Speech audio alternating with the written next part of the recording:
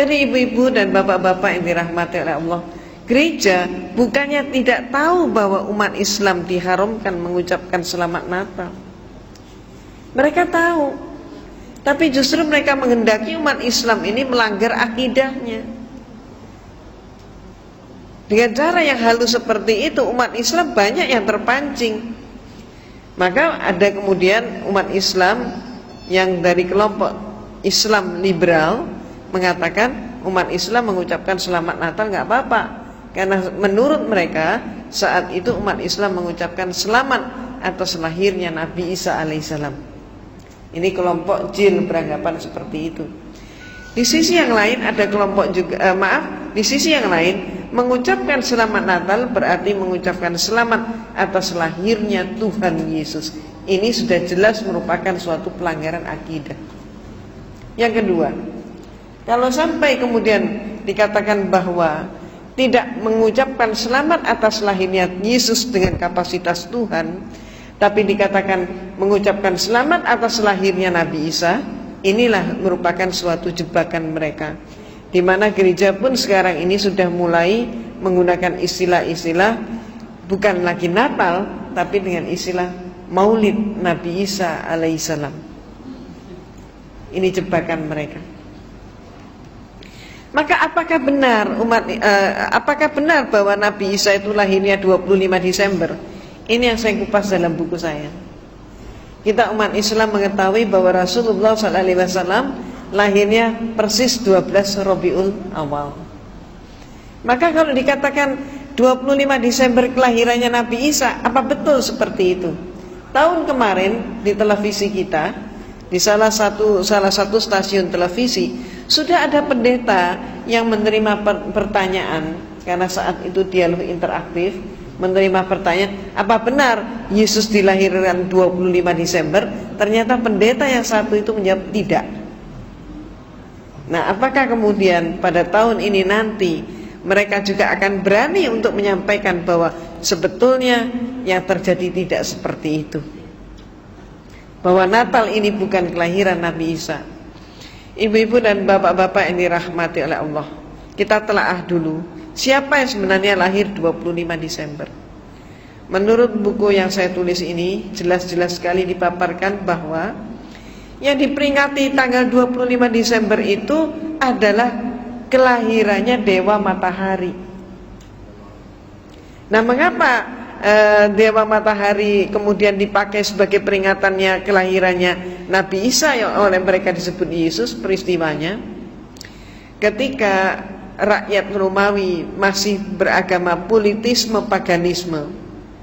Hal ini berlangsung sampai abad keempat, di mana suatu bukti sejarah Kaisar Konstantin yang memimpin konsili Nizea yang diadakan di kota Nizea, maka disebut konsili Nizea. Konsili adalah konferensi atau bahasa lain muktamar. Ini bahasa Latin Romawi. Konsili Nizea yang diadakan pada tahun 325 Masehi melantik Yesus menjadi Tuhan. Jadi Konstantin melantik Yesus menjadi Tuhan, yang saat itu sebelumnya Yesus tidak pernah dinyatakan sebagai Tuhan. Dan sampai hari ini pun kalau ibu dan bapak mencermati seluruh Bible, tidak ada satu kalimat pun yang menyatakan Yesus sebagai Tuhan. Dia tidak pernah menyatakan sembahlah aku Tuhanmu. Hal itu tidak pernah terjadi. Kenapa? Karena fakta memang mengungkap, sejarah mengungkap Yesus dipertuhankan untuk pertama kalinya tahun 325 Masehi, dan yang melantik adalah Kaisar Konstantin. Nah, Kaisar Konstantin melantik Yesus menjadi Tuhan, memimpin konsili. Saat itu agamanya Konstantin belum Katolik.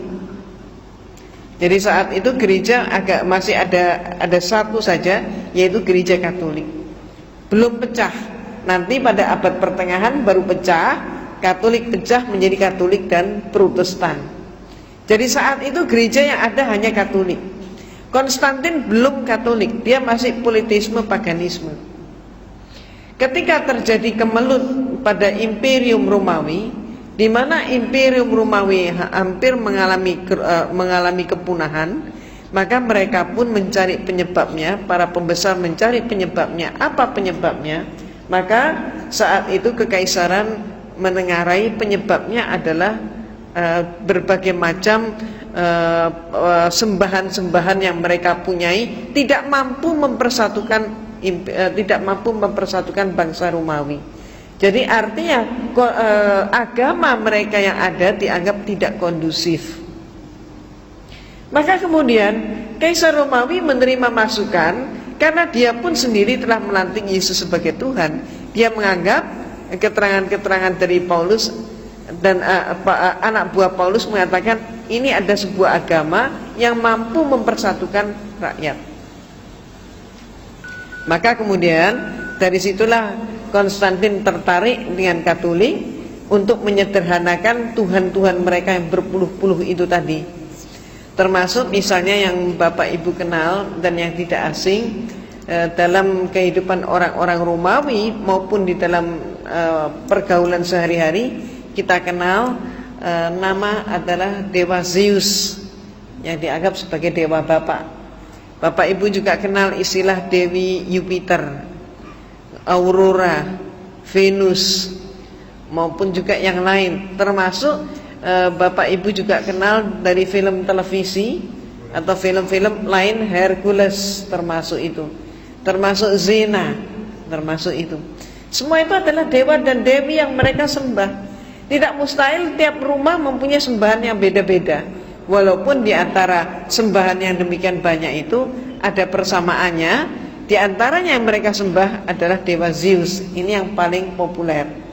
Selain itu juga ada dewa lagi yang sangat populer, yaitu Dewa Mitra, yang juga disebut Mitras atau disebut Dewa Ra. Ini sama, yaitu apa? Yaitu Dewa Matahari. Mereka beranggapan bahwa matahari ini adalah sesuatu yang sangat penting, dan mereka ketakutan kalau sampai matahari tidak terbit. Maka mereka menyembah matahari yang lahirnya oleh mereka ditempatkan setiap kali titik balik matahari. Jadi matahari mencapai titik balik selatan, berakhirnya musim dingin, masuk ke musim semi. Saat itulah mereka memperingati lahirnya Dewa Matahari, yang persis pada saat itu jatuhnya ditempatkan tanggal 25 Desember. Orang-orang Romawi terbiasa setiap tahun satu kali mereka pesta pora untuk menyambut lahirnya Dewa Matahari. Jadi kalau orang-orang di Cina, penanggalan Cina, tiap tahun baru itu ditempatkan dengan jatuhnya musim semi, mereka menari dan sebagainya. Tapi orang Romawi yang paling mereka peringati adalah Dewa Matahari. Karena menurut orang-orang Romawi, dewa yang satu inilah yang paling penting di dalam kehidupan. Nah, cara mereka pesta adalah laki, perempuan, tua, muda, besar, kecil keluar dari mereka rumah. Nari, nyanyi, bahkan sampai mabuk, sampai terjatuh, tertidur di jalan-jalan. Semalam suntuk mereka pesta. Ketika kemudian Konstantin melihat kepentingan negaranya, maka kemudian dia masuk dalam agama Katolik. Karena Konstantin masuk menjadi pengikut Katolik, maka dia menginginkan dengan demikian seluruh rakyatnya pun menjadi Katolik. Katolik sebagai agama negara. Tapi rakyatnya nampaknya tidak mau pindah agama. Disebabkan apa? Kalau mereka pindah agama, maka berarti mereka khawatir pesta 25 Desember ini hilang. Konstantin menangkap kegelisahan seperti ini. Maka cepatlah kemudian dia menyatakan, rakyatku, dia umumkan, pesta 25 Desember tidak akan hilang, justru akan dilestarikan. Karena Yesus lahirnya pada tanggal 25 Desember. Karena Yesus lahirnya 25 Desember menurut Konstantin, maka rakyatnya berpikir lebih jauh lagi. Oh, kalau begitu Yesus adalah anaknya Dewa Matahari. Ini oleh mereka diiyakan juga. Ya, betul katanya. Maka berbondong-bondonglah seluruh rakyat Romawi masuk ke agama Katolik. Ini sejarahnya. Maka sejak saat itu pula, maka seluruh patung-patung dewa matahari diubah namanya menjadi patung Yesus. Demikian pula kalau bapak-bapak ibu-ibu cermati itu di apa namanya, di patung-patung itu kan seringkali ada bulatan di belakang kepala. Itu simbol apa itu sebenarnya? Simbol dewa matahari. Simbolnya matahari. Di salib itu, di belakang kepala salib itu kan juga ada bulatan atau kadang ada sinar, kan begitu. Sinar atau bulatan apa? Matahari. Nah, sejak saat itulah dipakai. Nah, kemudian ibu dan bapak yang dirahmati oleh Allah, pada saat bulan-bulan ini pun, hari-hari ini pun, bapak dan ibu sudah mulai melihat di berbagai mall, di toko-toko, di gedung-gedung, mereka pakai pohon cemara. Kemudian hiasannya bagus sekali. Betul kan? Menarik sekali. Ada kemudian pakai pohon cemara penuh dengan salju. Terus kemudian ada kandang domba. Ada palungannya, di situ Yesus lahir. Ada lagi yang dengan memperagakan goa, Yesus lahir di dalam goa. Jadi sebetulnya yang mana yang benar? Yesus lahir di bawahnya pohon cemara, atau lahirnya di kandang domba, atau lahirnya di dalam goa? Yang benar yang mana? Belum lagi nanti ada hiasan Sinterklas, pakai kijang kencana itu kan. Jadi yang mana ini yang benar? Nah, ternyata ibu-ibu dan bapak-bapak yang dirahmati oleh Allah, di dalam Bible, di dalam kitab suci mereka, di situ ada 4 buah Injil di dalamnya, yaitu karangan Matius, Markus, Lukas, Yohanes. Yang memuat peristiwa tentang lahirnya Yesus hanya ada 2 Injil, yaitu Matius dan Lukas. Di dalam buku saya pun saya kutip dengan persis seksama apa kata Matius dan apa kata Lukas. Maka menurut informasi mereka, Matius dan Lukas yang sama-sama menyatakan mendapatkan firman Tuhan, sama-sama menyampaikan firman Tuhan, tapi banyak yang kontradiksi. Kontradiksinya antara lain, yang satu menyatakan Yesus lahirnya di zaman Kaisar Agustus, yang satu menyatakan Yesus lahirnya di dalam pemerintahan Herodes Agung.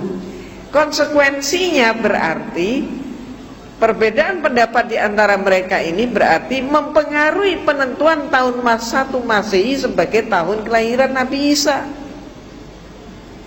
Dengan arti kata lain, tahun Masehi yang sekarang ini dipakai oleh umat manusia di dunia ini, termasuk kita juga pakai, yang katanya sekarang adalah tahun 2003 Masehi, ternyata salah hitung. Jadi Dionysius lah saat itu yang diperintahkan untuk membuat penanggalan, ternyata salah ngitung. Cuman kesalahan yang dilestarikan. Sementara kita sendiri punya tahun baru Hijriah, tapi seringkali nggak hafal kita tahun berapa sekarang. Ya paling cuman berapa orang yang tahu, nggak semuanya. Nah, ya kalau kita semua tahu, alhamdulillah. Nah, oh baru Idul Fitri ya, karena baru Idul Fitri jadi masih ingat. Karena baru kirim kartu ya, alhamdulillah. Nah, ibu-ibu dan bapak-bapak yang dirahmati oleh Allah, ada hal yang sama juga informasi Lukas dan informasi Matius. Samanya apa?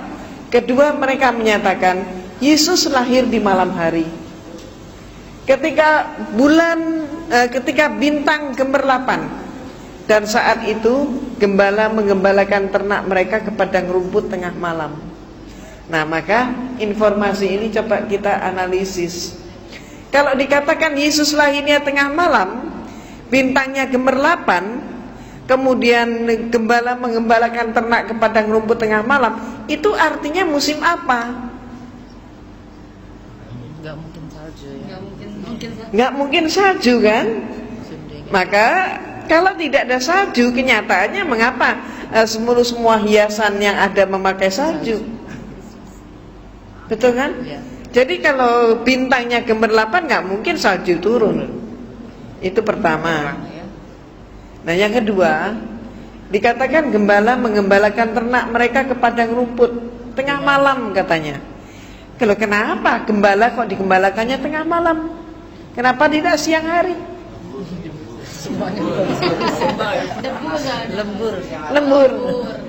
Katanya lembur saat itu belum dikenal. Kenapa?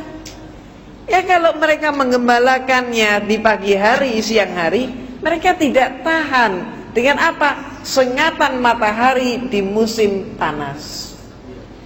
Maka mereka menggembalakannya justru di malam hari saat musim panas. Tapi kalau musim dingin menggembalakan di malam hari, beku mereka. Jadi berarti itu saat musim panas. Perhitungan peredaran bulan, waktu dan musim tidak mungkin saat itu terjadinya di dalam bulan Desember. Nah, sehingga pertanyaannya, siapa sebenarnya yang mereka peringati? Dan nantinya ketemu yang mereka peringati sesungguhnya adalah dewa matahari. Itu sebabnya maka kitab Yahudi mengatakan Yesus lahirnya di dalam bulan Elul. Nah, bulan Elul itu kapan? Bulan Elul itu antara Juli September, bukan Desember. Kalau kitab suci Al-Quran, maka kita simak bersama firman Allah di dalam surat Maryam. Dikatakan dalam surat Maryam bahwa Nabi Isa alaihissalam dilahirkan oleh ibunya di bawah pohon korma.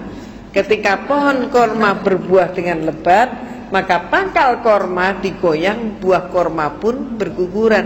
Ini musim apa? Musim korma berarti musim panas. Jadi alhamdulillah ibu dan bapak, bulan Agustus yang lalu saya mendapatkan anugerah dari Allah, saya bisa berumroh. Nah, maka ketika mengadakan perjalanan ke Sharjah, maka di sana saya masuk sebuah museum. Di halaman museum itu ada pohon korma yang berbuah lebat.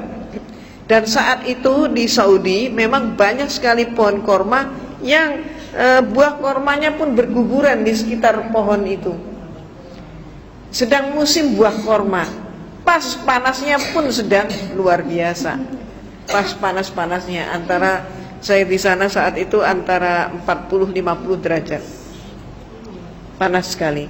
Dan kami semua yang mengunjungi museum itu dipersilahkan oleh penjaga untuk memetik buah korma dari pohonnya sendiri. Bagi orang Indonesia ini suatu yang sangat langka.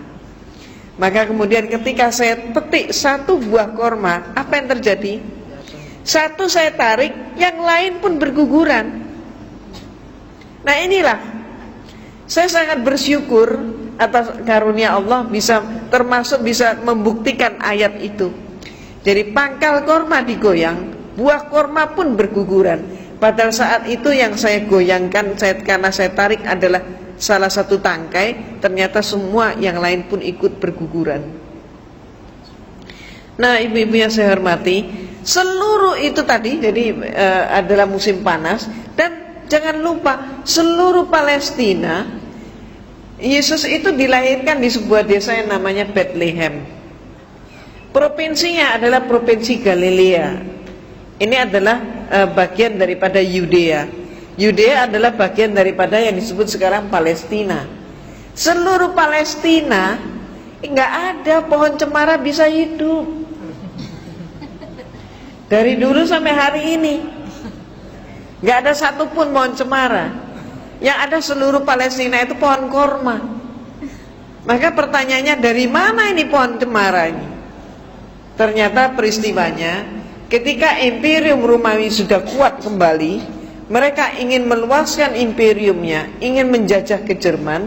Maka saat itu yang dikirim oleh Romawi ke Jerman bukan dikirim serdadu. Ini termasuk yang harus kita amati. Jadi suatu invasi terhadap suatu negara tidak selamanya lewat tentara.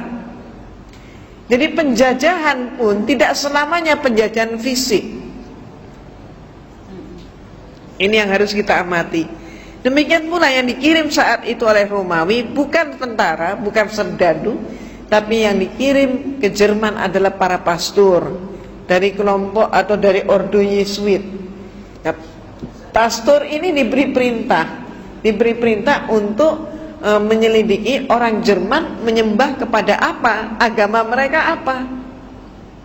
Dalam waktu singkat para pastor ini mendapatkan berita bahwa orang Jerman saat itu agamanya masih animisme, dinamisme. Yang disembah adalah dewa yang merupakan dewa sebuah pohon, yang pohon itu mempunyai bentuk yang khusus, yaitu apa? Pohon itu selalu menjulang tegak ke udara, dan sekaligus pohon itu mengeluarkan bau harum yang sangat khas. Tidak ada bau harum yang menyamai. Pohon apa itu kira-kira? Pohon cemara. Maka bau cemara itu kan khas, tidak ada yang mirip dengan baunya cemara. Nah, kemudian para pastor segera pulang ke rumah melaporkan orang Jerman menyembah dewa cemara. Maka kemudian Konstantin segera mengadakan rapat, dan kemudian hasilnya mengirim semakin banyak pastor ke Jerman. Armada pastor dikirim, perlunya apa? Untuk menyebar ke seluruh pelosok Jerman dengan mengatakan Yesus lahirnya di bawah pohon cemara. Karena orang Jerman menyembah pohon cemara, dikatakan Yesus itu lahirnya di bawah pohon cemara, maka rakyat Jerman kemudian berkesimpulan, oh kalau begitu tidak beda antara agamamu dan agama saya, katanya. Ternyata Yesus anaknya dewa cemara. Maka kemudian agama Kristen pun masuk ke Jerman. Ini yang terjadi. Nah, ibu-ibu dan bapak-bapak yang dirahmati oleh Allah, sekaligus nanti di sini bapak dan ibu akan mendapatkan tambahan wawasan bahwa ternyata Natal itu pun baru menjadi acara resmi gereja pada abad yang ke-5. Sebelumnya tidak. Dan masih banyak informasi yang lain, termasuk ayat-ayat Bible yang sebenarnya menyatakan bahwa perbuatan untuk menyembah kepada patung, kepada orang berhala-berhala adalah perbuatan yang sangat dilarang oleh agama. Nah, dikatakan juga bahwa peringatan hari kelahiran itu tidak dikenal di kalangan mereka, tapi justru yang melakukan peringatan kelahiran adalah orang-orang yang dianggap sebagai orang-orang yang sesat, termasuk Herodus dan sebagainya, orang-orang kafir istilah mereka. Nah, sekarang pertanyaannya, dengan mengetahui bahwa muatan daripada 25 Desember Natal itu ternyata tidak benar, bertentangan dengan akidah kita, maka sekarang menjadi suatu pemikiran ulang hendaknya, apakah kita juga ikut masih tetap mengucapkan selamat Natal. Sebab menurut fatwa MUI, menurut Buya Hamka almarhum, maka merayakan Natal ataupun berarti mengucapkan selamat Natal hukumnya haram. Mengapa diharamkan? Itu tadi sebabnya. Dan Kristen memang senantiasa berusaha untuk mempengaruhi kita umat Islam untuk melanggar akidah. Nah, ibu dan bapak, ini dahulu pemaparan saya. Silakan kita masuk dalam sesi tanya jawab terlebih dahulu.